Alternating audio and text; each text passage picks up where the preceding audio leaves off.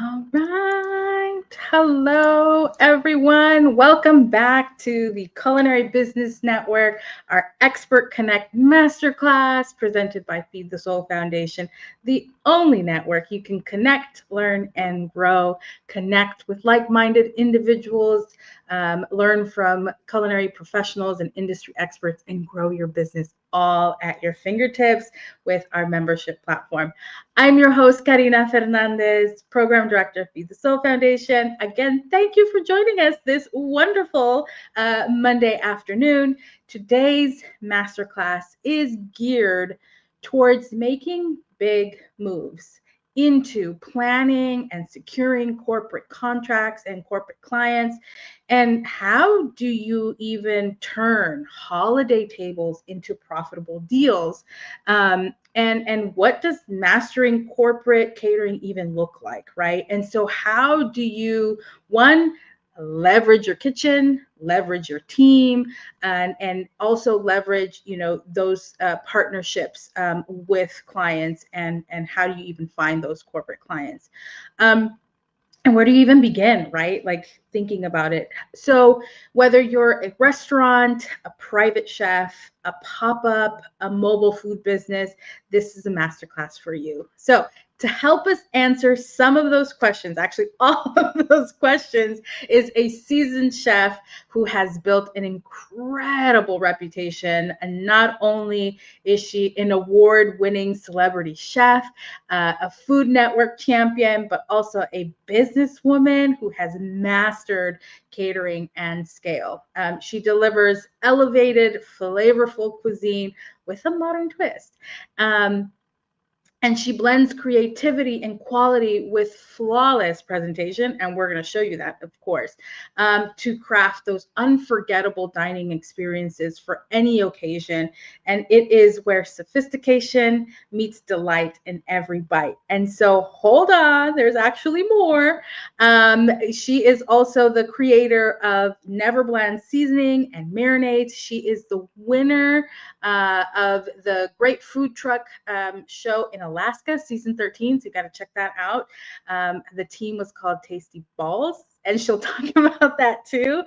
She's also the winner of the Bakers Guild Award in 2003 for Best Caterer. She's also won multiple awards with Black Restaurant Week, Best in Show 2019, 2021, and in 2022, she won Best Healthy Bite. And none other than, I'm going to put this on stage really quickly before I bring her up. Our Expert Connect is Chef D. She is the owner of Sophisticated Delights Contemporary Catering. And let's welcome, now I'm really going to bring her up on stage. Here she is. Where are you? There you are. All right. Hello. Everyone, help me welcome chef, owner, executive chef of Sophisticated Delights Contemporary Catering, Miss D'Ambria Jacobs, aka Chef D. Did I leave anything out? No, girl, you did such a great job, Karina. I really appreciate it. I'm so glad to be here with you guys today to share my little tidbits and knowledge that I've gained over the 11 years that I've been in business. So let's get into it. Yes. Okay. So we've had many conversations with our community, and they keep asking, hey, what about private chefs? Hey, what about corporate, catering? And one of the biggest times of the year is actually now, and planning for that now. And so we wanted to have this conversation with you. But before we dive into those strategies for planning and securing those corporate caterings, I want to kind of go into your journey, who you are, what you've done, and all of that good stuff. So how did you even start in the food industry? Did you go to culinary school? Was this your dream job? Like, give us a little bit of you. So I did not go to culinary school. I'll start there because it is. When people try my food too, I think it's the biggest misconception because they're like, "This is so good," and I'm like, "I know, right?" It's from the University of Houston, so I'm a Houston girl for a long time. Go I know, right? But I graduated from the Bauer College of Business. So my degree is in finance, and I studied microfinance to be specific. Okay. So I studied how to help small businesses get started. And it really started to catapult my brain, because even though I enjoyed cooking, it was definitely a hobby still at that point. But I loved it. So I would do it, and I would go to class and teach and mentor every Saturday. So I would go and meet with these business owners, and they were all community based. I love that the program was free. Okay, And got it. I would work with these different, entrepreneurs or future entrepreneurs on their goals and their dreams. And every week I would bring in like breakfast tacos or some type of like frittata or some type of baked good. And they're like, chef, but and at the time they were calling me chef, they were like, D. And they said, you should do this. And I said, I mean, I always love cooking, but I never really thought, what it would lead to later on. So just the overall journey coming from East Texas, I'm from Tyler, Texas, and true country girl. Grew up with my great grandmother and my grandparents, and we cooked a lot. I mean, I would literally run back in the backyard, have home videos of me grabbing onions and digging them out of the ground and just eating them, because I loved food to that degree. People still laugh at me. I do like onions a lot, but it started such a peaceful place in my heart early on, where food meant love. Every single Sunday after church, my great grandmother would have everybody over, and there'd be 50 people in this house every week. But it didn't matter. I sat on her treadmill and ate my good home cooked meal every week, because there were no chairs. The kids didn't get chairs. Sit on the floor, eat outside, figure it out. But I would sit in my own little space and enjoy my meal. But it was such a warm feeling. And I know for me, once people started to tell me like, you should do this, I started to build that confidence to really think, okay, maybe. So I started Sophisticated Delights in 2014. Nice. And then when had you start your business when you did the Alaska show? This one. Yeah, so this is actually during COVID. So we filmed during COVID. So this is 2020. So I've been in business for 6 years at this point, and business was struggling. Yeah. Because at this particular time, I think that I hadn't mastered corporate catering. I hadn't mastered how to have those contracts. And COVID presented this huge problem of, okay, you're shut down from social events. Right. And that at that particular time, I mean, social events was still probably 80% of my business. So I took a major hit. I remember the day that the announcement was made, 42 events kind of rescheduled. So it was a whole thing. And I got a call from Misty Buart, the food truck lady. And she said, Chef Z, I need you. And I said, need me for what? I was like, no one's doing anything. What do you mean? She's like, I need you in Alaska right now. And she said, they've asked us, and we didn't know we were going to Alaska until the week before. So when Food Network called, they said, hey, we need another food truck. We're looking for a female team, and we think you guys would be great. And we set up the conversation. None of us have food trucks. Mind you, Misty does food truck branding, but she doesn't own a food truck. And then Chef Nadia is a vegan chef. And so she did private chefs specifically for vegan people. And then for me, of course, I did mostly social events at the time, large social events, but social events. And they said, we need an idea, a menu, food pricing, a model, a concept, and you have 3 days. What? We had 3 days to create a brand new business with everything that you could think of that a business requires, from down to stock photos of images. And Misty said, I didn't know who to call, but we've got 3 days to figure out what we're going to do. And we need everything. So I said, okay, let's meet tonight. So we get together and we immediately start brainstorming, because I was like, I can't create food if I don't know the name. I gotta figure this out, guys. Right. Give me a name. Give me something. Anything. Oh my gosh. So then they're tossing out names, and I remember, because I'm the youngest of the group. Yeah. And I remember, I think Misty said, oh, let's do Southern Decadence. And I said, no. And she said, what? You don't like it? And I said, it's not a good food truck name. I said, I like it. I said, I think it's sounds eloquent. I said, gourmet. I said, but food truck isn't eloquent or gourmet per se. I was like, so I don't think it's going to sell. And she said, well, what did you come up with? And I said, you're going to talk about me because I said, it's risky. I said, but I think it's going to sell. And I said, what? I said, tasty balls. And she said, what? And I said, tasty balls, the best pair of balls you're going to ever put in your mouth. And she said, and I said, but I guarantee you, I said, because when I, as a consumer, want to try something, I said, what's going to make me stop on the side of the road that I'm already driving parallel to from my destination? And I said, it needs to be something that's going to make your jaw drop. Right. And that's what Tasty Balls did. It made people's jaws drop. And then when they bit into the balls, they were like, girl, this is good. So, wait. Okay. So what are these balls? Or what were they? So they're a line of gourmet pastry balls, essentially, but all different types of breading and pastry. So we made anything from a pasta ball that was made out of garlic bread on the outside, so nice and crusty, but garlicky. But I wanted to make really good food that was portable for the everyday person. Because guess what? Portable for a lot of people, especially in Texas, I'm thinking tacos and burgers immediately, right? But how many burgers or how many tacos are you going to eat in a week before you want something different? And that's really what I wanted to bring to the stage, was home cooked meals that were really, really good. And then when I figured out we were going to Alaska, I knew that they needed to be warm. So we've got that French bread gumbo ball. We had our your grandmother's favorite, like pot pie, but in a ball. So pie crust on the outside, but that nice gravy on the inside. And then we had, dessert balls as well. So we had peach cobbler balls, churro balls. If you named it, I made it a ball. And all of that in that truck. You were making all of that, baking everything in that truck. In that truck. Oh, wow. And then did the food truck network like get you the food truck and then they decked it out for you, or how did that? So they take care of all that part. And that's a TV magic behind the scenes. So after we came up with everything, they said, okay, we're going to send it off and we're going to come back with graphics. We're going to come back with the everything else. And it was funny because I came back and they said, okay, the name is really risque and the concept is risque. So we're going to tone down the truck a little bit.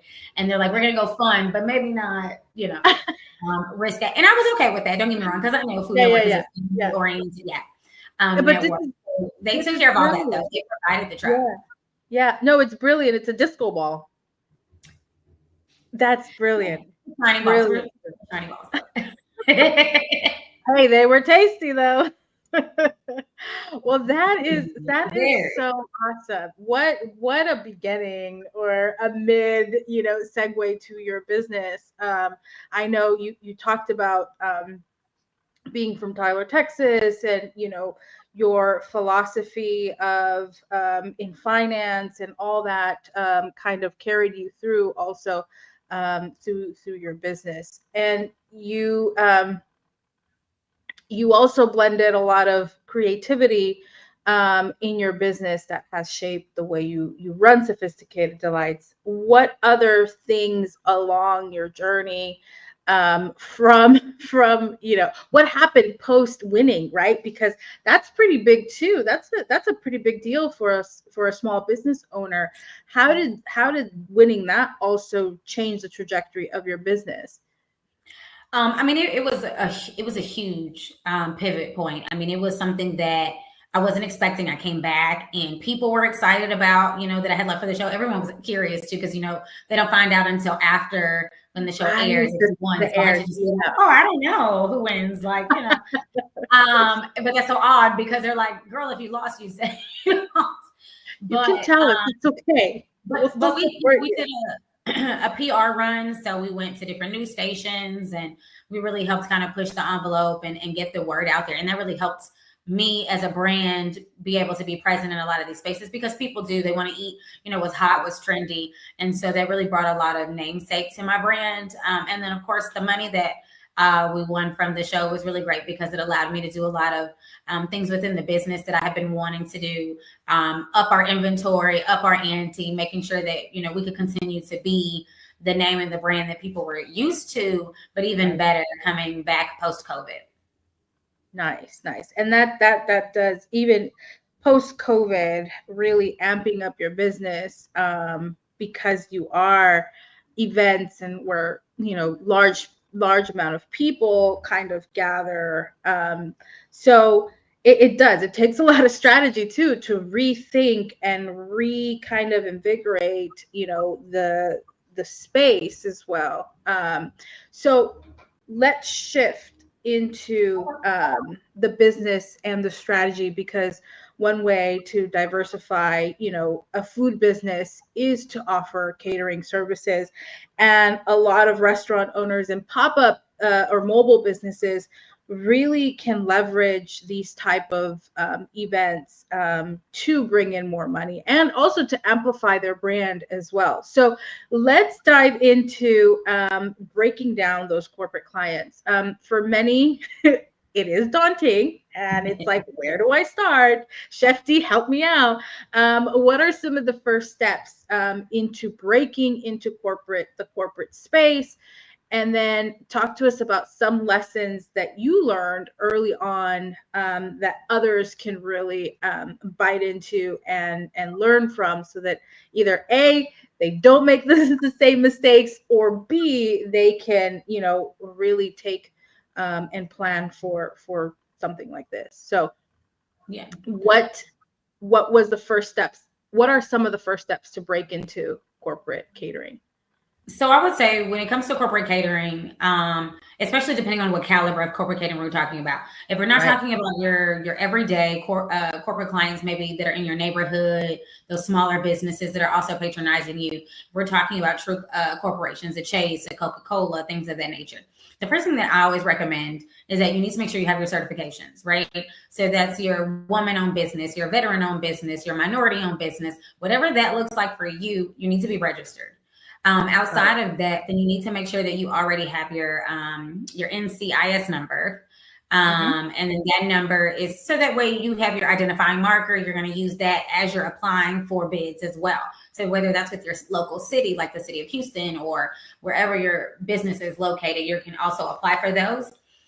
I think what people forget is a business can patronize you for a small order or throughout the year. But when it comes to their major dollars, they're wanting to make sure that they're covering their bottom line too.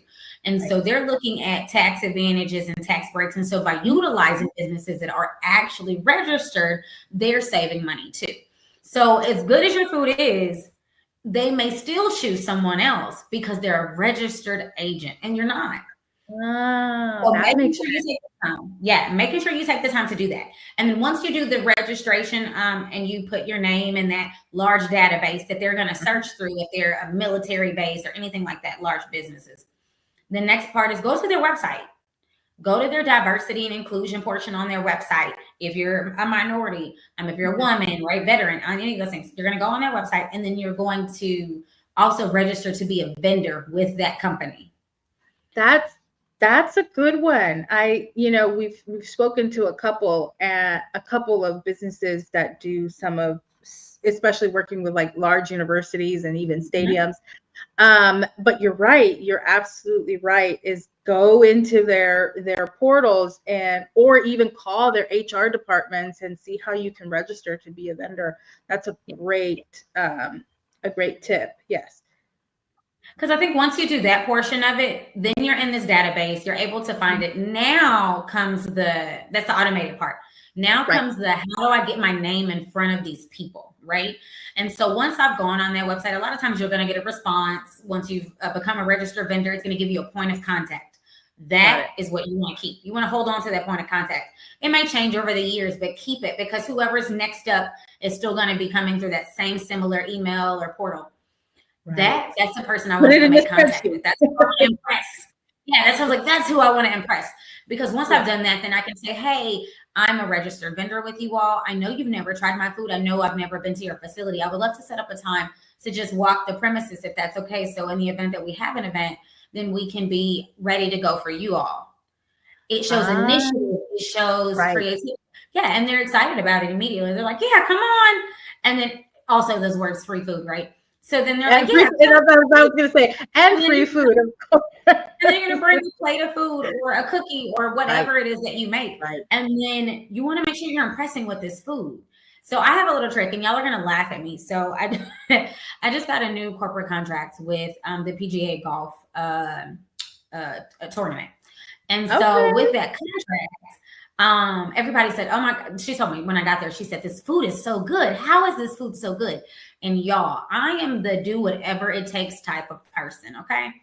And so in the back of this truck that so I had like a U-Haul type of cargo van situation. I'm cooking in the back of this truck on site. Like I get to the, because I want to make sure that this food tastes. I know that if I'm driving, because my kitchen physically from their resort is about an hour, in the Dallas Irving area, it's about an hour. And so for me, I'm like, if I've got to travel for an hour, I'm compromising the integrity of this food. Is it going to be hot? Is it going to be show stopping? And again, you're not just providing a meal that particular day, you're literally selling yourself on a plate. And if I'm selling myself in a plate in a proposal, right? I want to make sure it wows. And so I took the time to cook on site to make sure, and people are walking by me and they're like, is she really back there? Guess what? That's okay. You can look at me crazy because it doesn't matter. Public opinion doesn't matter when it's me in this business. And, they're also either employees, they also might be hungry, but they also could be other business owners that are thinking, why didn't I do that today? Right. No, I love that you said that, because you put quality way above what is it called? Being comfortable, right? Because you're right. You're having to drive there an hour. Would you want to eat an hour made food an hour ago and now it's mushy? And so, no, I love, that's a great idea. If you can do it, right? If you have you can do it. And I know every situation, you're not going to be able to do that. But I think that you have to remember that the moments that you're taking to meet with these businesses to garner their business, if you don't use it to the best of your ability, you really honestly just shouldn't have done it. If you aren't able to give it that 100%, you don't want to give them a representation of you that isn't that. Because ultimately, again, they're going to go elsewhere, or that's now going to be the vision that they have of you and your brand. And it's so hard to erase negative thoughts behind your brand. Right. No, 100%. It's 100%. So when you are planning, so that's one excellent strategy. But the second one is when you're planning for these high peak seasons, because that exact same thing, it can make you or it can break you, right? It made you, right? It moved the needle for them to say yes to you, right? What other systems or strategies do you use to prepare your team and your kitchen for these rush corporate events during this time? Like, do you plan a year ahead for something like this, or 6 months or a month? I guess that's kind of difficult too, right? Because if you're securing contracts along the way, you can't really plan. I think that there are occasions throughout the year that you can be a little more haphazard in running specials, right? And there's nothing wrong with running, random specials. But I think when it comes to holiday season, specifically on the corporate side, they're looking to book for hundreds of people, maybe thousands of people, right? And so they're also looking, and they want to know weeks, months in advance, not days or weeks, right? And so for me, I'm planning during my slow seasons. And so that's typically how I strategize my year. I have 2 months in the catering world that are slower than the rest of the year. It doesn't really matter what I do, how much I push, because it's more about what's happening around me than me. And sometimes we have to remember that, because we'll get slow as business owners and we're like, what's happening? But sometimes the economy is doing something, right? And so for me, in the month of August, we're slow every year, right? Because kids are going back to school. Parents are getting back into the routine of their kids going back to school. They're spending that back to school supply, clothes, money, right? Those extra groceries for making lunches, little things like that. And so they're inundated. They're inundated with their life. They don't want to plan an event in the month of August. They don't really have the time to plan events in the months of August. So I know for me, I'm going to have downtime. Utilize your downtime to your ability. If I'm not making money, then I need to be strategizing about how to make money. How to make money, right? So every year in August, so for us, of course, this week and next week, and then the very beginning part of September, my team on the admin side, like we have a meeting coming up on Monday to sit down and finish our strategic development for the remainder of the year. So I won't be doing any more planning for the 2026 year after the next 3 weeks. They're going to take the opportunity to re-inventory, to double check what we have, supplies, because we want to know that we're not overselling or underselling what we have to offer to our clients during those holiday seasons. Menus are developed, menus are put out, flyers are made. We're also planning an event as well during that time. So for us, if you can afford to do so, we do a preview tasting where we create and make that holiday meals that we offer to our corporate clients. And we record it because we want it for marketing purposes so we can continue to sell it for the remainder of the year. But we're sending out that invite to every last corporate client that we have in our roster, as well as personal clients. We're sending it out to everybody. Come, taste it, see if you like it. That particular event knocks out so many things. And I think sometimes you look at events as just money going out, but not necessarily the money coming in. Now my entire event, this is an event that you curate for your clients to come and taste your holiday menu. Got it. I do. Yeah. Because how do I get you from last year? I don't want to be the afterthought. I want to be the first thing on your mind when it comes to holidays. I want to engage and initiate that conversation, right? I'm trying to initiate conversation and sales with my clients, not the other way around, because for them, it's work or it's an afterthought, and they're not going to get to it until their boss tells them to get to that line item. Like, oh yeah, hey, this month we need to have this deadline done. Oh, okay. Now let me jump on it. But I've already sent it out to you. So now you've spent one of your evenings coming in and trying this great food, this variety. I think we did 22 items during this time, because I want to make sure there's vegan options, vegetarian options, there's appetizers, there's entrees, because I want to make sure I'm not missing an opportunity to sell. But this also makes sure my team knows how to cook the items, that they see the physical items, that they're familiar with what they're going to be sending and selling as well throughout the rest of the holiday season. You don't want to spring it on them either. They need to see it. They need to taste it. They need to be able to experience it themselves. So I do that as well. So that way I have a little opportunity one-on-one with my chefs to be able to say, okay, now taste this, taste that. How do you feel about it? And really working through it. That's really neat. That is definitely forward thinking, being proactive in making sure that your menu and your team are really prepared for what is ultimately coming as well. And then who would you say are some of those gatekeepers in these corporations, right? I think Kristen in our last session talked about, some departments have like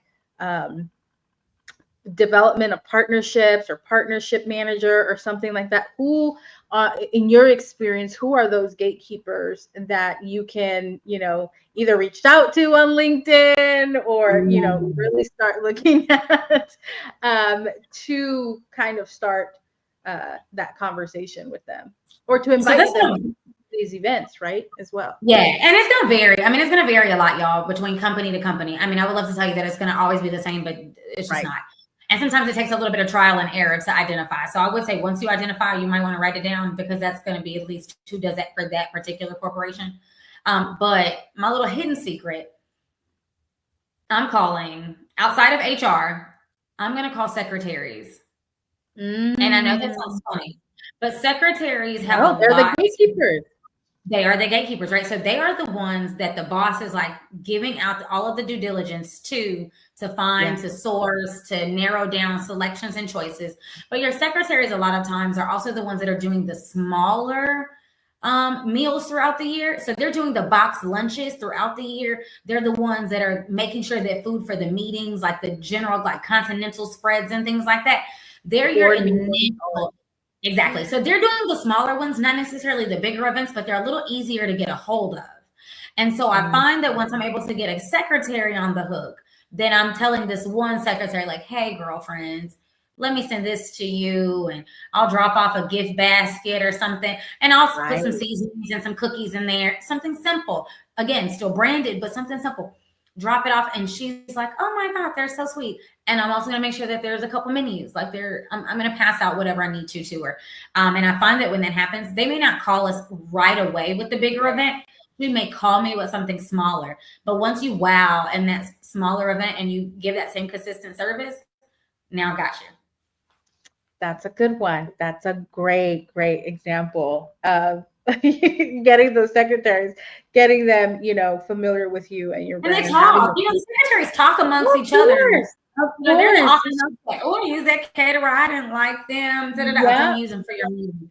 But if you're great, yeah, butter them up, and make sure you have that, you establish that relationship with the secretaries. So you touched on a bunch of little things too. I wanted to let's shift into how to even secure some of these corporate contracts, right? In these busy seasons, because like you said, they might have, the secretaries might be bombarded by emails. How do you secure, what 3 strategies do you kind of recommend on securing some of these partnerships?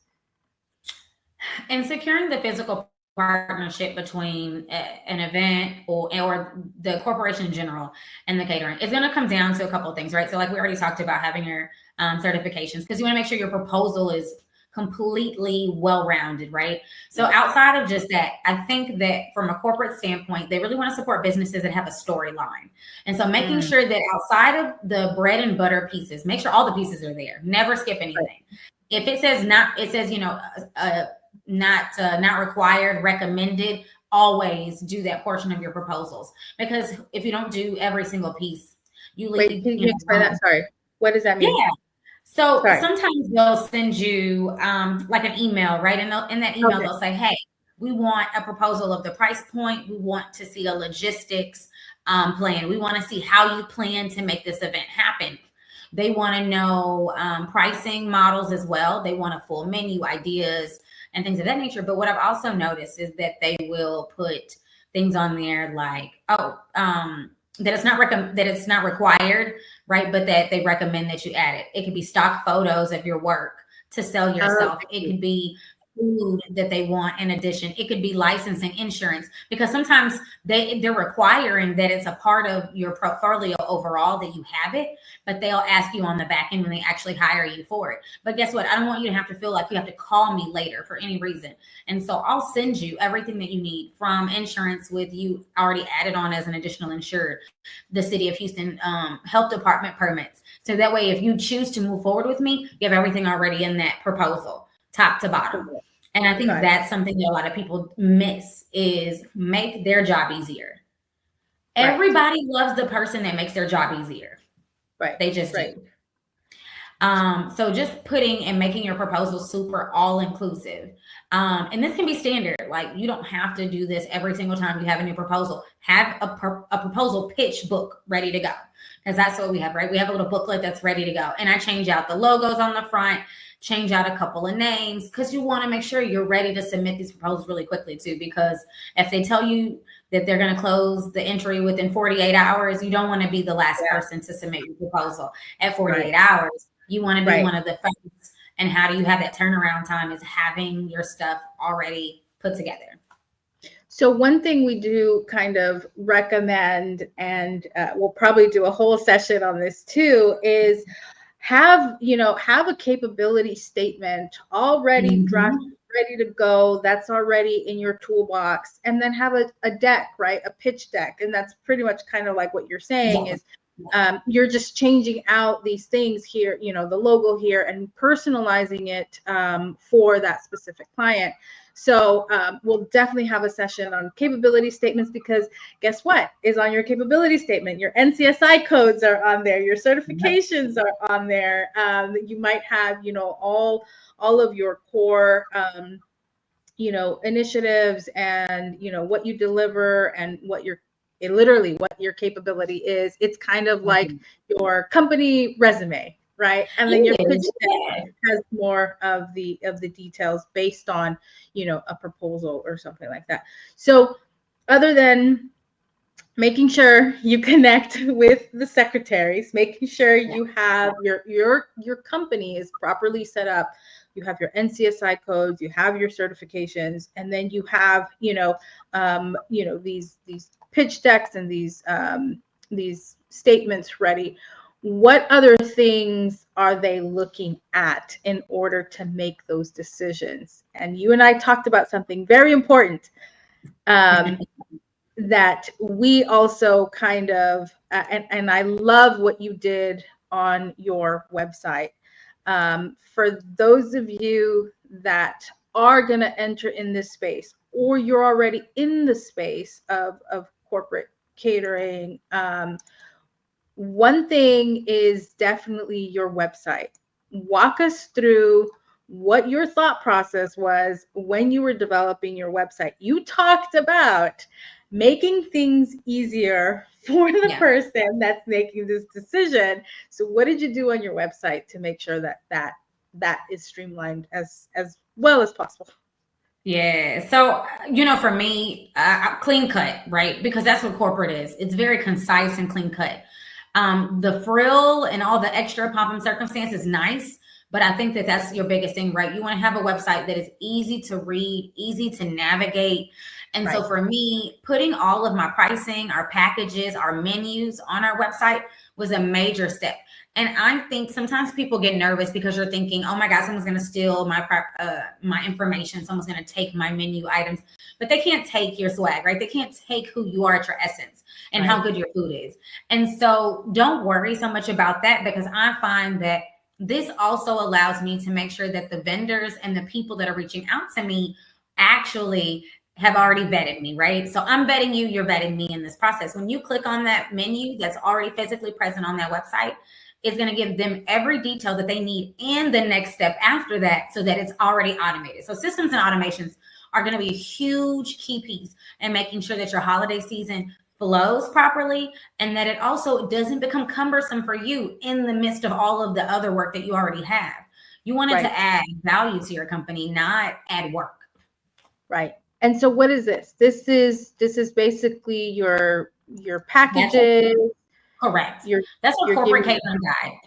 So we include pictures of previous events, bar setups, but we're listing our pricing per person. We're letting them know what's included in each of the packages. They're able to see ahead of time, hey, can I afford what I think we need? Or is it something that's out of our price point? And honestly, even if it is out of their price point, I would say just reach out, right? We might be able to do something. But generally speaking, our food has really been cost out per item, per package, to ensure that we are giving you the best price and bulk for your dollar. This will give everybody a really well-rounded idea of who we are as a company, and what we can offer them as well, from the imagery to just the ease of even navigating through it. It tells them if it comes with plates, if it comes with utensils, if it has serving staff, how much serving staff, all of the details are there. Honestly, it just makes things flow. As a business owner, you don't want to have to get on the phone with someone to make a sale. Why are you taking extra time out of your day to do that? Does not make sense. And why pay someone to do it? Oh my God, that's even worse. Right. No, I love that you include, the price per person, what it includes. You have pictures. It's easy. It's downloadable. We literally found it right here, full service menu. Another thing that I really appreciate also is making it easy for them to just make a payment as well, right up at the top. What other things did you kind of strategize on your website to make sure that it is, again, that streamlined process? Yeah, outside of that, of course, we have like our contact form so that you can reach out to us directly through the website. Again, you don't have to call. You can always send a message to us if you need to reach us. We also have a 24-hour customer service button on our website. So that text to chat, let's chat. This one. Yep, you can click on that and you can start a conversation with the representative at the touch of your fingers. If you have a specific question about a package, if you can't figure out how to do something or where it is on the site, we're here to make sure that we're able to help you through that as well. And then, of course, like I said, outside of just even being able to make those payments, you're also able to purchase our seasonings, tickets to events as well on our website. So we try to make sure that if we are hosting something like our holiday tasting that people were able to come to, you're able to also see that on our website under the shop tab. You can go on there and purchase tickets. Yep. Oh, my card is empty. Okay. Yes. So here are your seasoning. Let's jump into this really quickly as well. So another way that, of course, we can diversify our revenue streams is by adding, consumer packaged good items like seasoning sauces. So how did you launch this? What made you say, "Hey, I'm going to do this"? Yeah. So it was a multitude of reasons why I chose to do it. So the biggest portion initially was as I started to scale my brand, I have all these different locations. Trying to get all my chefs to season the same was hard because you still have the individual like taste palette of, oh, but that tastes like this to me. And so I decided to streamline my seasonings because I thought that was the hardest part. I said, I can teach you how to cut a 4-ounce piece of chicken. I can teach you how to, fillet the fish. And that for the most part can still be the same precision, right? Because you learn that in culinary school or you learn that in your experience. But when it comes to seasoning, how do you taste it the way I taste it? So I came out with Never Blend seasoning to kind of give my staff an easy way to create the same consistent flavored food. I make the seasonings, I batch them once a month. They're in large gallon-sized containers, and they're able to go in the kitchen. And if they've got a steak seasoning, right, in the same measurements, and the same, right? So make your job easier. I don't want to have to be there every weekend to cook if that's not where my time is going to be best served. I want to make sure that they have all the tools that they need. And so that was the initial process. So you're because you've scaled to different cities and locations, how do you ensure that it's consistent, whether you're in Dallas or Houston or Chicago, that it's always going to be the same? That is brilliant. And then also saying, hey, clients, if you like the taste of this, then you now have the option to order it. And it's great with your clients because people fail to, and it's the little things, right? Like I was telling you earlier, I said, I'll put together a little gift basket. I'll put seasonings in the gift basket. I'll put a couple marinades. I'll put some cookies or something to eat, something tangible, right? And obviously you want to make sure you're packaging something that's not going to go bad. So, but I'll put something in there that's tasty from our dessert menu or breakfast menu or something. And then I'll deliver it, right? And then when you deliver this, now they get to go home. They get to experiment and taste it. And if I get you hooked, now you become a every month subscriber. You're ordering our seasonings on the regular basis. And then you love how cute the gift basket was. So now you've told your boss, hey, they're going to do the holiday party, but they also do these cute gift baskets. Why don't we order these for our corporate clients or our partners or give these out to our employees as a gift? And now the boss is like, oh, that's great. Yeah, let's do that. Because you want to make sure that everything that you're doing has a secondary purpose. If an item or something, an idea that you're coming up with, if you can only think of one way to make money with it, it's not good enough. Everything that you add to the brand should have multiple ways and multiple avenues in order to make money. So whether that is a corporate or whether that's a consumer market, I use the seasonings for my cooking classes. You come, you take a cooking class with me. Now, guess what? You're like, oh my God, this food was so good. Guess what? I've got a shelf of seasonings for sale as well. So now you can buy that on your way out the door for the food that you just made, this recipe, and you want to go home and recreate it again, right? You need to be able to, those different touch points. That is awesome. Look at you scaling smartly and, introducing new revenue streams. I mean, I guess that's the financier of you as well. Every penny. They tell me I'm really cheap sometimes at work, but they'll be okay. So speaking of menus, right? One thing that could also be intimidating or daunting is how do you develop some of these menus for these corporate clients? Everyone is different. Everyone has different budgets. We understand that. But how do you still impress, right, with sophistication, these corporate clients? And how do you budget both financially for something like that as a small business owner, and then still meet the quality, the dietary needs of these clients? What are some of the strategies that you implement in your business to really develop, these menus for these types of events? So when it comes to menus, there's three really main components that I look at. I want to know the initial thought process from the client. What does your event look like to you? I want to hear that because it allows me to hear if it sounds luxury, if it sounds casual, if it sounds down to earth and homey. Because sometimes we'll have those holiday parties that are Western thing, right? So I want to hear from their mouth, what do you want? Once now, is this before? Is this like before they choose a package, or are you having these initial conversations first? How does, because there's a process, right? There's a process. Did they send you the proposal? Did you walk us through that and how you get to finally menu? If they're coming to us from our website first, the first thing that they're going to do is they're going to receive a copy of our menu based on whether they're a corporate client or a social client. So they're going to receive that corporate menu first. Once they receive the corporate menu, we advise them to go through, read, see, and search, right? Find what you're thinking that you're looking for. Once you think you have a good idea, then that kind of puts us into our next step, which we offer consultations, right? It's a 30-second phone call. 30-minute phone call. Oh, damn, girl, that's consultation. That's really when we'll dive a little deeper.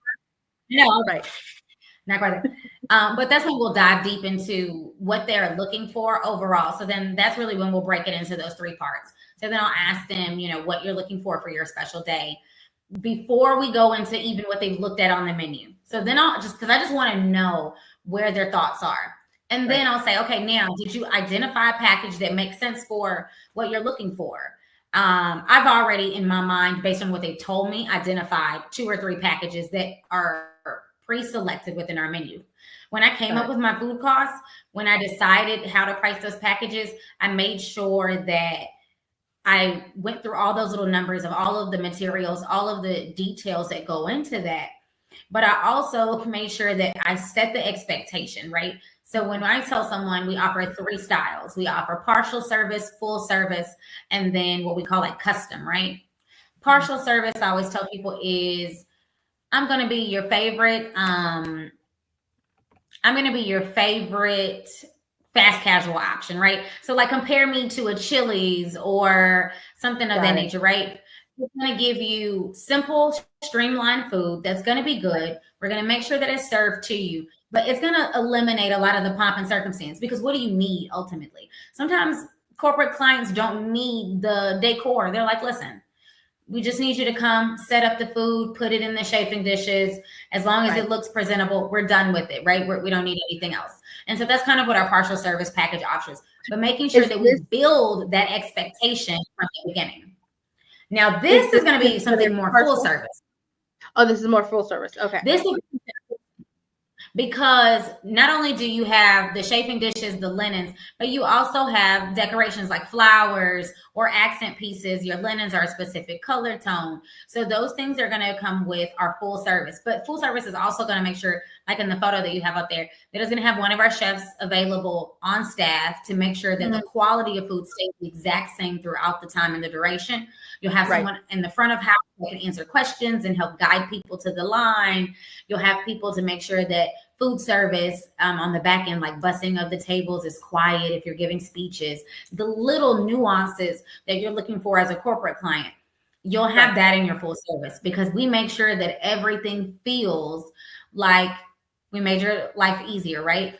And then on the flip side, you have custom, and that's when you need something that is going to require a lot of logistics, a lot of planning, a lot of back ends, and maybe multiple days of different functions that all are kind of different, that's really when I step into the picture and make sure that I run the logistics behind that. So like in that plated meal that you see, and the plated meal that you see me serving, we were getting ready to execute dinner service for about 650 people. And so making sure that every plate looks the same, everybody's on the same accord, and everybody's actively doing something and working to kind of present food that is going to be beautiful from a table perspective. Got it. And then also, how big do these menus have to be, or how streamlined should they be? Let's break it down from the partial service, right? Where it's partial, it's quick. What does that menu look like versus a kind of like this one, sit down as well? So for me, partial service means that it's going to have a specific marker on my labor chart. So all of our dishes, for the most part, will fall into a 30-minute, 1 hour, or a 2 hour or longer category, right? And so on my partial service menus, you're going to see more of the simple dishes. You might see a chicken breast with a sauce, but it's because from a labor perspective, it's going to be fast and it's going to be easy to produce. Whereas when we go into like maybe some of your full service options, you might see something like a chicken cordon bleu or a Cajun stuffed chicken that has andouille sausage and bell pepper, because not only am I cutting the chicken, I'm adding another step to it. And so now I've got a roll said chicken and then sear it and then roast it, right? So if I'm going into dishes that are more difficult from a preparation standpoint, then I'm going to push it into our full service versus dishes that are very simple to prepare. If something's easy, it's going to be on that partial service package, because guess what? Still building that same expectation as well. As your price point elevates, your food selection elevates. As your price point is at your bottom end, then we're going to make sure that that's kind of also not the quality of what we're serving you, but from a labor perspective, because I want to streamline your menu. I want to make sure that I'm getting the best labor cost out of every single price point that I'm sending out from a business owner perspective. But from a consumer standpoint, how do you still feel like you're getting a good bang for your buck or a quality dish? Don't compromise on the flavor or the integrity of the ingredients that you're serving. Make sure if you personally wouldn't eat it, don't serve it. Right? Making sure the quality of making sure that the quality of the food is there. And it makes a difference, because for us on our partial service package, it may be, 2 entrees, 2 sides, and 2 appetizers. I may lean you into, if both your proteins, let's say your protein is chicken and beef, then I may still choose to piggyback in that menu for you guys, the same chicken and beef in the appetizer section. So I'm also able to utilize all of my food. Right. So then I'm cutting those chicken breasts, but I'm trimming them. And so all of the trim pieces, now I can roast and then chop it and then maybe put that on top of a tostada and make like a jerk chicken tostada. Right. And so using every part of the dish that they're going to choose initially. That's why I say when I talk to them and I get to hear, hey, this is what I'm envisioning, I'm taking the core pieces of that vision, and that's what I'm going to push forward with. And then I'm going to design around that. So that way, this is what you want, and give you what you want. Sell them, right? I'm going to give you what you want. But now I'm going to develop other things around what you want that are going to be effective for me. Got it. And then I know you also do a lot of like custom design. There are, some corporate clients that want everything to look, branded or co-branded. How do you plan for, let's say, events like this that are really, they might be the ones like a liquor brand, right? They have the liquor, they have, they want to collaborate with you to create signature cocktails or drinks. Is that an upsell also, or is that a different price point as well when you're coming in? And how do you even price that out as well? Because they are asking for more of your creative mind, right? How do you price that into your So cost? if you have a brand that you're working with and they're going to be supplying, let me start there. If they're going to be supplying part of the product that you're using, of course, if you have good food cost diagrams and spreadsheets already put together, it should be easy for you to pull out the item or items that aren't going to be used and then inputting the free items in there, right? So at $0 and then being able to see the new margin, what that looks like. Now, if you don't have those spreadsheets put together, then you're going to have to do a lot of legwork on this. And if that happens, then the first thing I'm going to tell you is you need to go online and get a food cost calculator. You can do it on ChatGPT, but putting the information in, because you need to really know where you're starting in order to price it effectively. Because otherwise, I mean, you could literally just be losing money.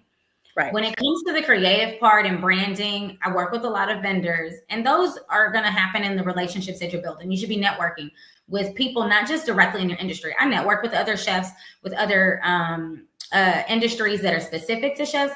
But I know for me, as a business owner, you should have someone that you already kind of work with graphic design, whether you're using it for your own business or for your clients. Things like this particular sign that we have up there from Martell, the great thing is it's just a logo and a design. So Canva is going to be super affordable if you're a new business, if you're trying to figure it out, you can't afford someone to do custom graphic design, go on Canva. You can copy and paste, add, click, change color backgrounds, and then create your own designs pretty effectively and pretty inexpensively. Right. But if you have the ability and the client has the budget to be able to pay for more, then make sure that you're upselling that. Tell them, and I want to say, don't tell them you do something that you can't do. However, if you see something and you're at an event and you don't know how it was done, ask. There's nothing wrong with asking and getting to know people. I've asked, hey, how did you wrap this? I was so curious. Like, I remember the first time I actually physically wrapped like a bar or a shelf. And I was like, how did you do this? And they said, oh, well, we use removable vinyl and you can purchase it by the sheet. It's going to be X amount of dollars, like those little things.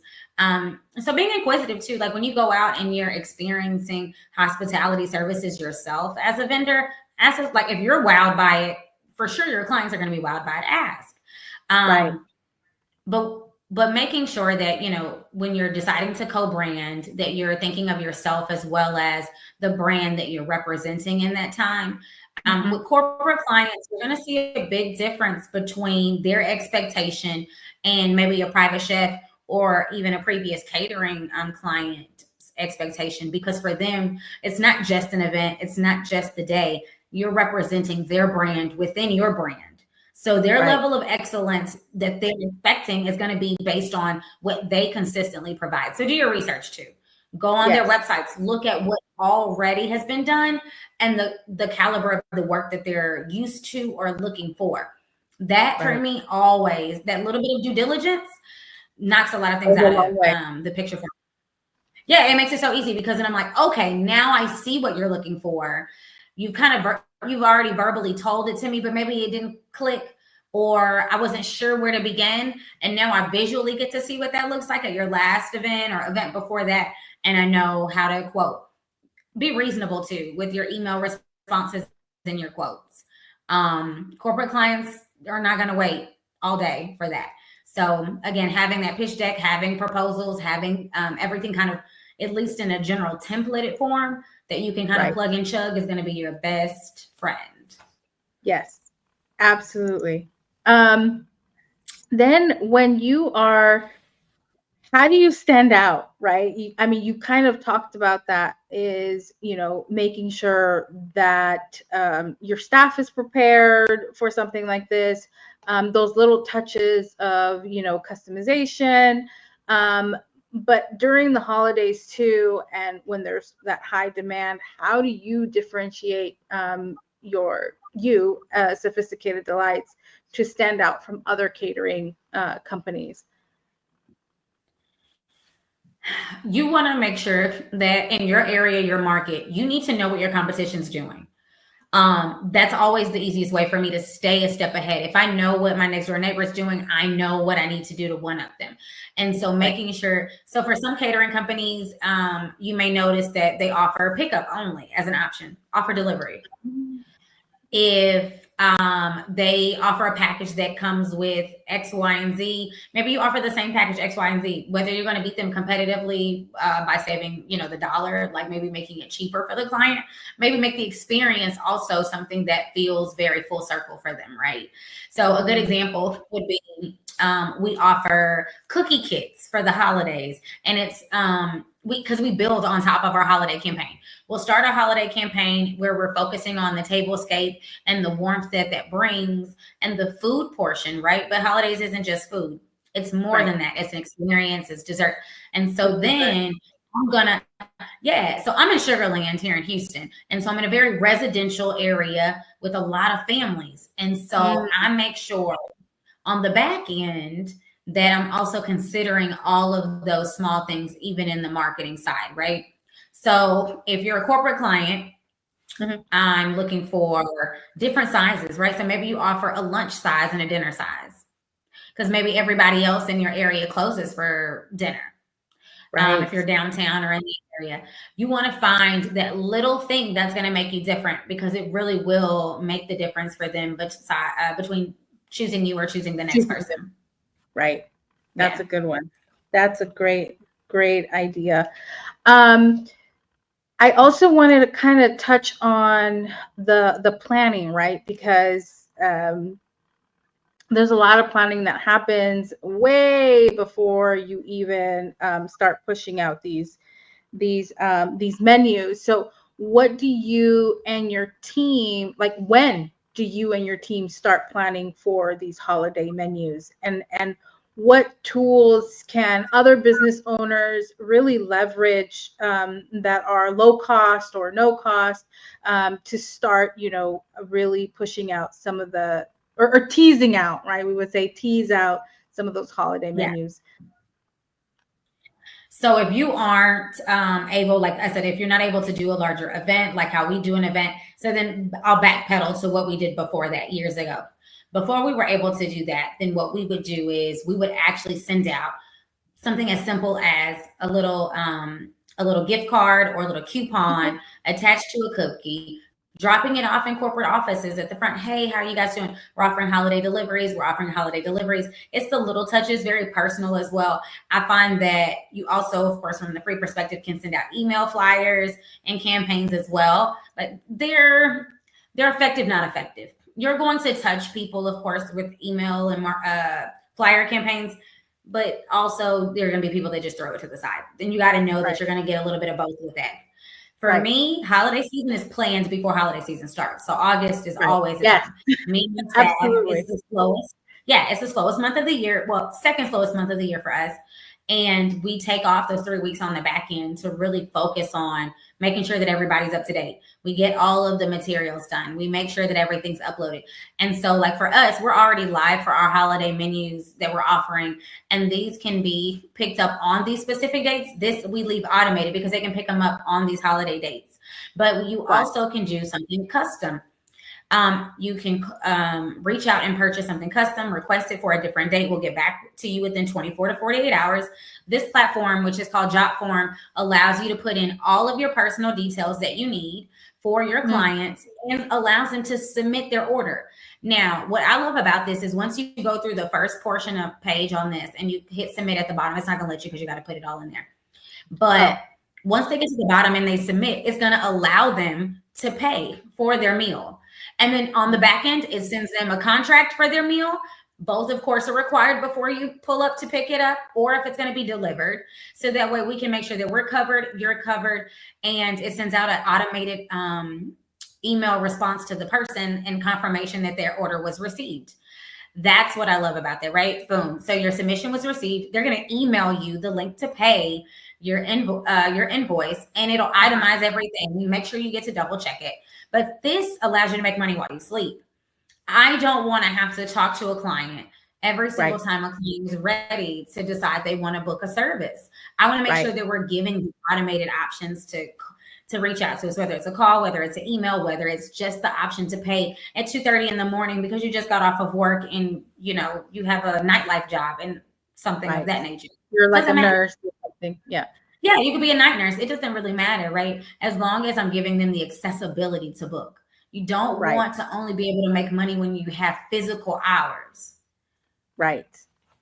No, that's really, I love Jotform. Again, it is either free, or I think some you can like upgrade certain features, but it's literally free. Even a Google, what is it called? A Google form, that is free also.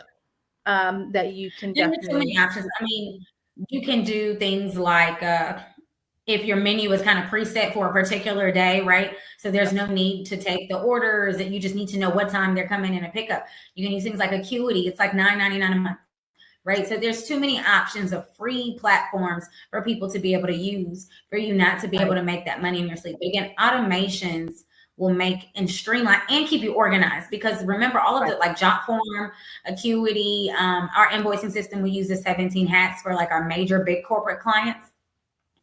I love that even in like our 17 hats, it shows me every time you view an invoice. It shows me every time that you respond to an email. It shows me every email that I've ever sent, and it puts it all together in one specific place, right?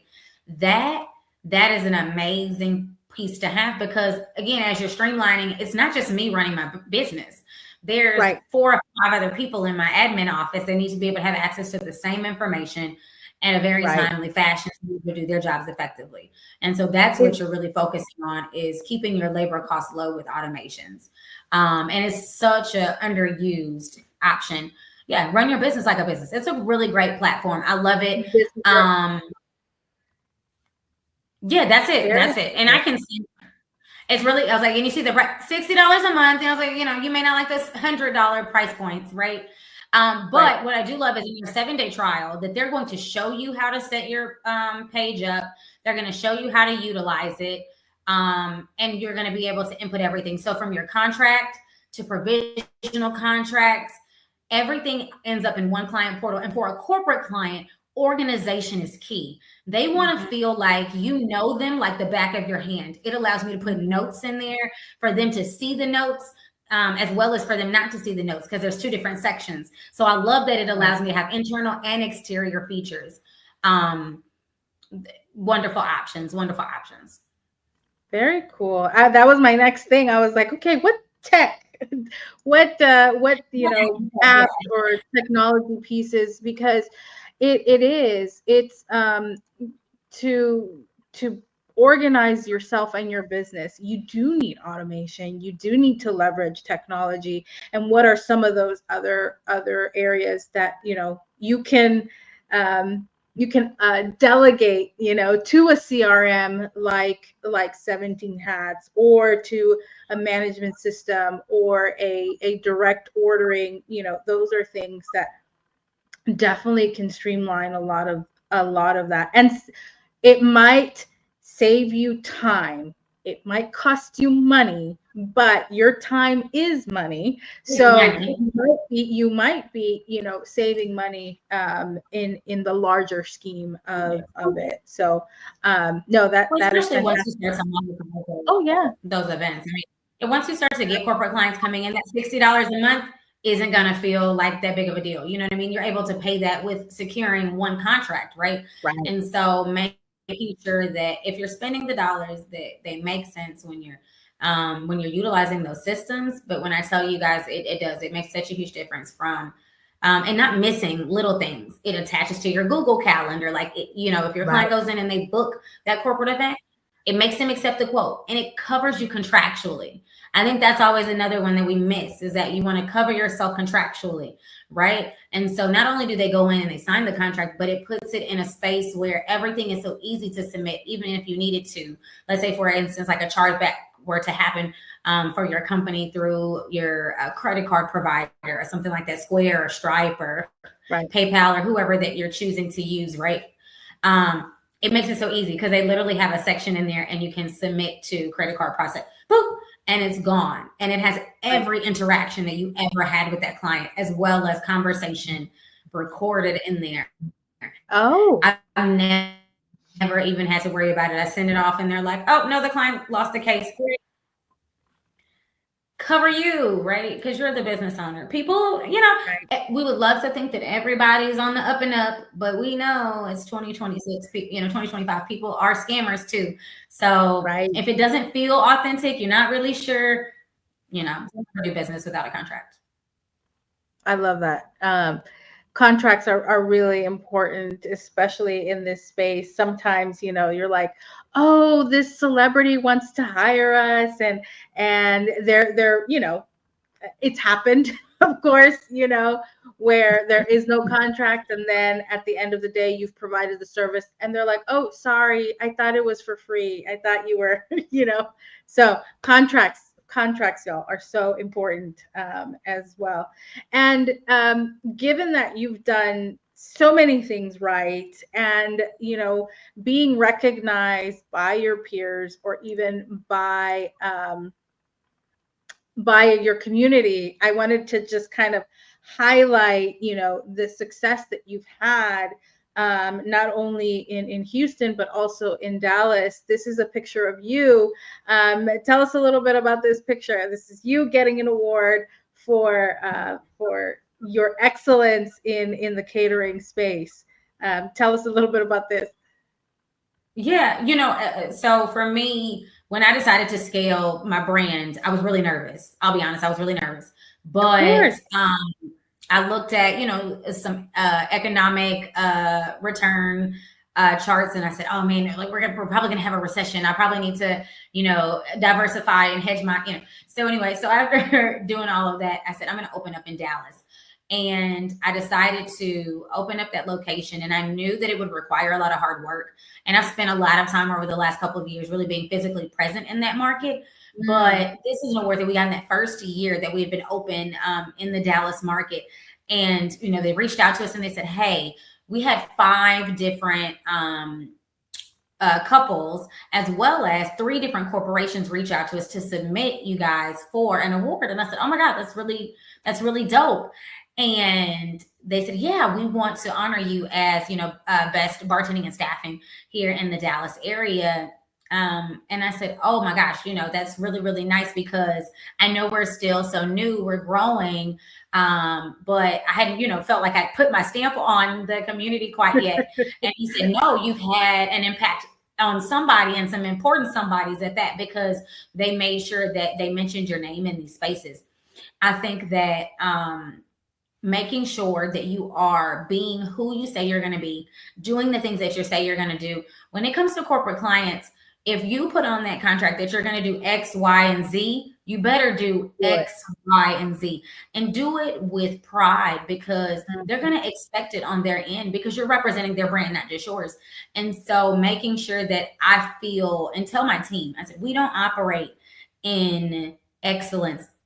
We operate in ourselves. And that should really mean that you're doing the best, right? If you are trying to give it your all, your version of all, that's all I ask for every day. I tell myself, I know you're going to mess up. I know you're going to have bad days, but please give me 110%.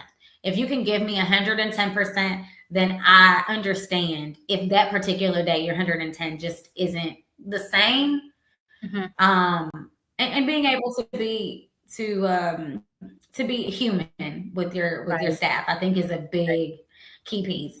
I've had chefs that have worked for me for 8 of the 11 years I've been in business. My delivery driver, well, one of my delivery drivers, Antoine, the entire time. But he told me, he said, I stay because even though sometimes it's hard, sometimes I don't want to do it. Sometimes you drive me crazy. He said, I know that you are a person of your word, and you give your all to anything that you are going to do. He said, so I know that it's going to be okay working here. He said, forever. He said, because you're going to always put effort into it. That should resonate with anybody that you touch and that knows you. If they know you and they know your brand, and that just doesn't resonate with them, they're like, oh, I don't really know, she's kind of wishy-washy. Then that's what's on your brand. Yeah, that's what's on your brand. Be who you are, and really do that work. Yes, no, absolutely. So, speaking of things that you've learned along the way, right? One of them being, making sure your staff is well taken care of and making sure that they give their 110% in order for you to provide, that excellent service to your clients. What was one of the biggest challenges that you faced with a corporate client during, some of these, high peak seasons, and how did you overcome it? Because like you said, we're human, mistakes happen, right? How do we rectify some of those mistakes? Because we can talk about all day, we can talk about the beautiful service and the excellent this, but sometimes things will happen, and how do we prepare for things when they don't go right? So I think that this starts at home before it even goes to the client. I think that this part starts at home, because when it comes to my staff and my team, like I said, we work in the excellence. We talk about the 110%, but also building proper expectation with your team. What does it look like if you blatantly don't do your job, right? Because sometimes your mistake starts at home. It could be as simple as someone didn't come in, someone didn't call in, that puts the rest of the staff behind, right? So what does that look like accountability wise for them? So making sure that you have disciplinary and other conversations with your team as far as what that looks like, because they know when it comes to me, if you break it, you bought it. If it's your fault, it's your pocket. And for some people, they're going to say, oh my gosh, really, it depends on what that issue is, right? And when I say blatant, I mean things like, I had an experience one time, the staff member went out, party. I saw it on Instagram. So even if they didn't tell me, that's what happened, right? And they showed up to work the next day completely inebriated. And they were trying to do their job, but I could tell, I was like, what's going on? Like, you look like you're not really here, and realizing that you're not here. So now I'm going back and I'm double checking the food that you've already touched and prepared, and realizing that the quality isn't where it needs to be. You're paying for that out of pocket. Because as a small business owner, most of my staff are 1099 contractors, right? So there's a different legal obligation there than it is with an employee. But for me, I choose, especially in the catering space, because I do feel like it's more advantageous for you as a catering company, specifically, to have 1099s, or even if you're a private chef and you're just bringing people on periodically or from time to time, having them as a 1099 worker, because they're an extension of your brand, but they're not your brand. And making sure they know. So yeah, he definitely looked real sad. And I said, I said, no worries. I said, this is trash, this is trash, this is trash.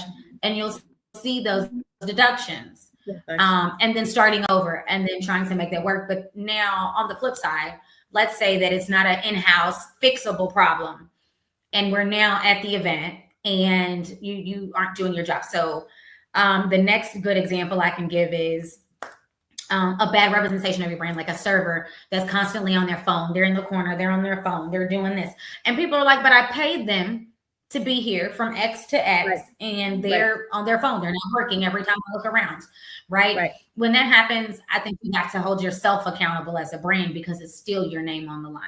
And so then the next part for me is I don't hesitate to refund, or what we call repurpose a client if need be. So if they're on their phone and you say, hey, I feel like she wasn't working, I feel like that one staff person I don't want to pay for today, I say, okay. And then I look at them and I say, you go home, because you're off the clock.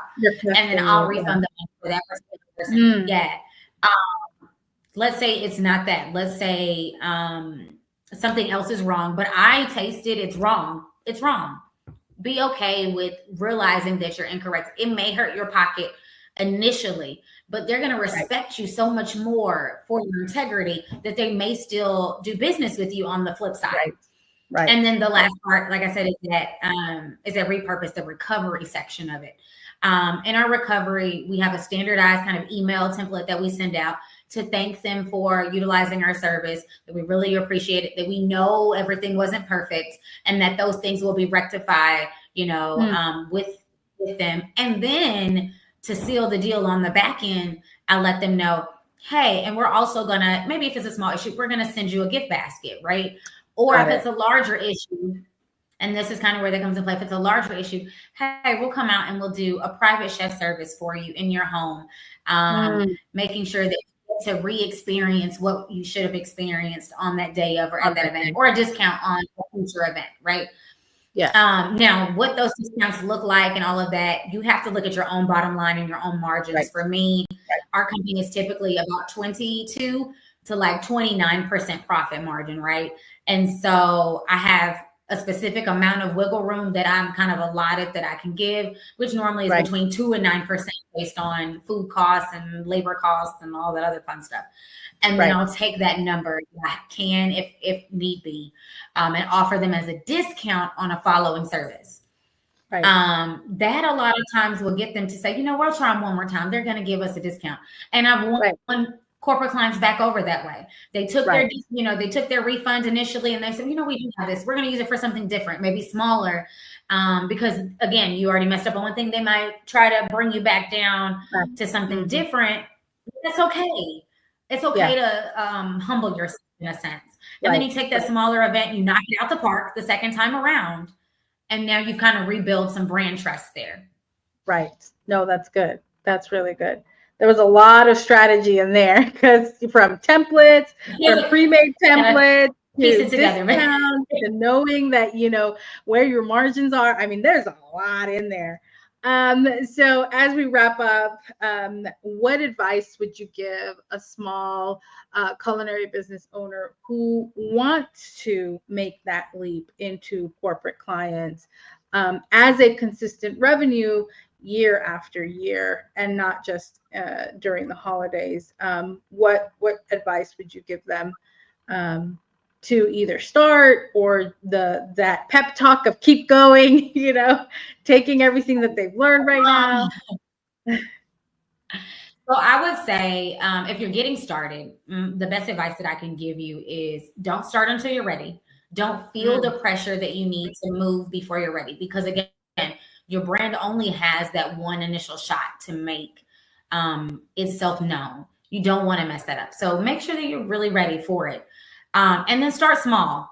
The first year that you're rolling this out doesn't have to be the catalyst of, or the culmination of what you're going to end up being, or where you want to end.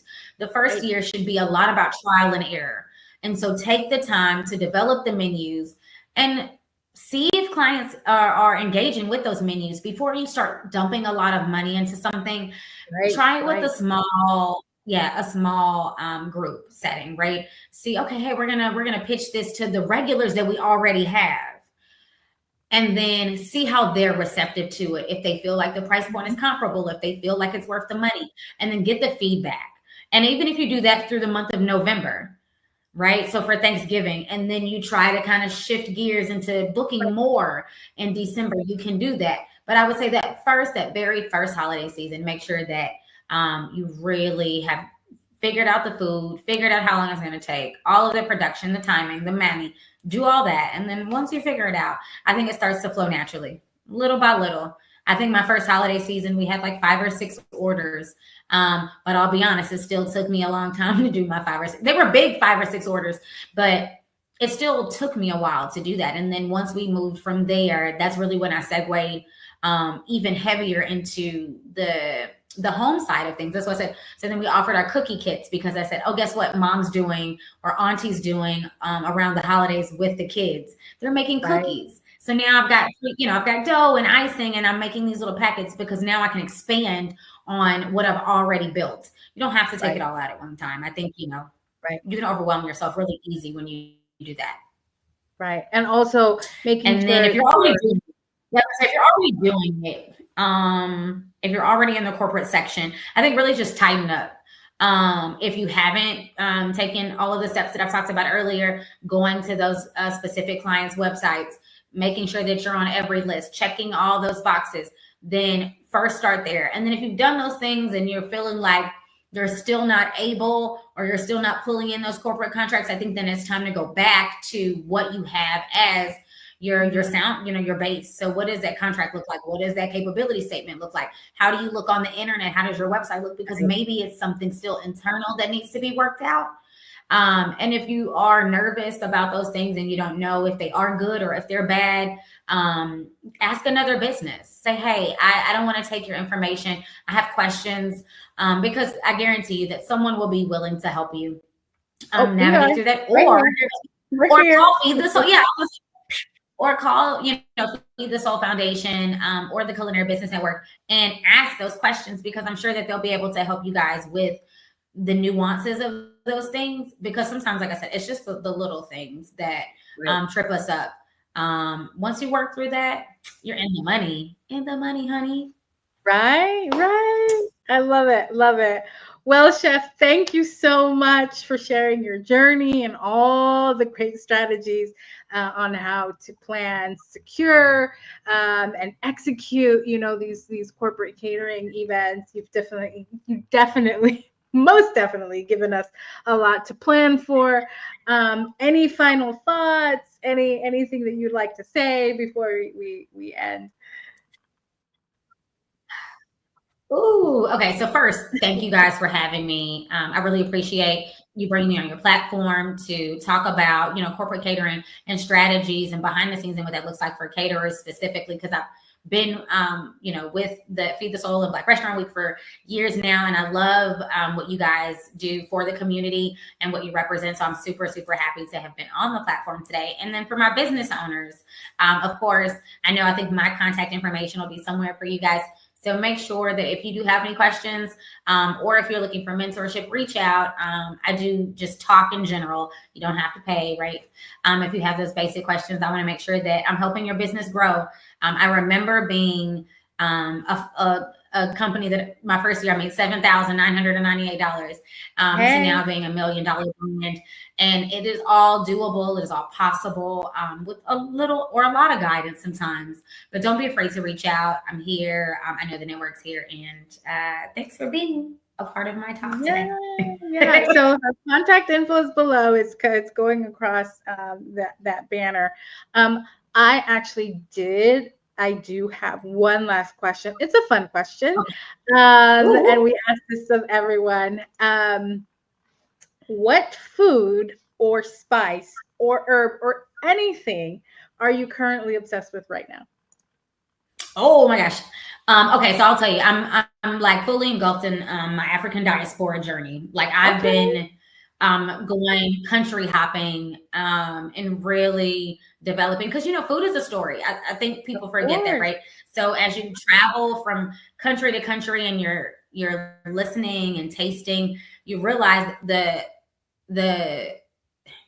little Flavor. nuances, but you also realize like the similarities, right? So you see the similarities from one country to the other, but then you see the differences. And so like this past weekend, I got in the kitchen and I was like, oh, I'm kind of bored. I want to do something. And I made Rwandan food. And it's not a cuisine that you probably see often, but I said, I really want to focus in on that. So I've been eating at a lot more, like African diaspora restaurants. So whether it's Ethiopian, Nigerian, I'm like, but I want to go all over and really taste. So that's really what I've been intrigued with lately. Okay, so Rwandan food, awesome. And you know what I love about Houston? Of course, we're headquartered in Houston. And I say this all the time: you can take the map of the world, close your eyes, and do this, and put your finger anywhere, and you will most likely find that community here or that cuisine here. So I love that. Love that. I actually lived in Uganda, Tanzania, and Kenya. And so that food, teach me something. Is delicious. Oh my God. There's this, I guess it's like a collard green that they use, and it's so good. It's so good. And then they have these mandazis that are like, because it's in my mind, I know what you're talking about. The mandazi, it's like a sopaipilla. It's like a triangle bread. It's fried. It has like cinnamon and cardamom, and it's delicious. Which actually comes from like it's because the Swahili people are like half African, half Arab, and so they blended a lot of these flavors, just like you talked about. But yeah, try some mandazis. Let's find you some mandazis, some Kenyan or Ugandan. Like, I'm gonna put it on the list. Yeah, I'm gonna put it on the list. Send me a recipe if you know. Okay, yeah. And so thank you again, Chef, and for all of you watching. We hope that this session equipped you with the tools and the insight and the connections that you need to make to maximize those holiday sales, because it is possible. And also how streamlining your operations can really make a difference between winning big and winning, these partnerships with corporate clients. We also hope that you walked away with a clear plan, right? Always planning. Start now, because it's September, and you want to plan now for the holiday season to boost that revenue. And again, just to remind you all, for less than $1 a day, you guys can connect with industry experts like Chef D on our culinary business platform as well. And here is the link on how to even begin accessing that membership as well. And so this recording for our members will be posted on the Culinary Business Network. You can watch it at your own pace, as if you are watching it right now. Again, thank you so much, Chef D from Sophisticated Delights, as well as if you want to plan on scaling your business and want to contact her. Chef, I think you started an academy or something. Is that correct as well? I did. It's called the Culture of Curation. And so you guys can, of course, partake. I'm doing some mentorship in the month of January because it's also slow for me, right? So It made perfect sense to be able to have an opportunity to give back.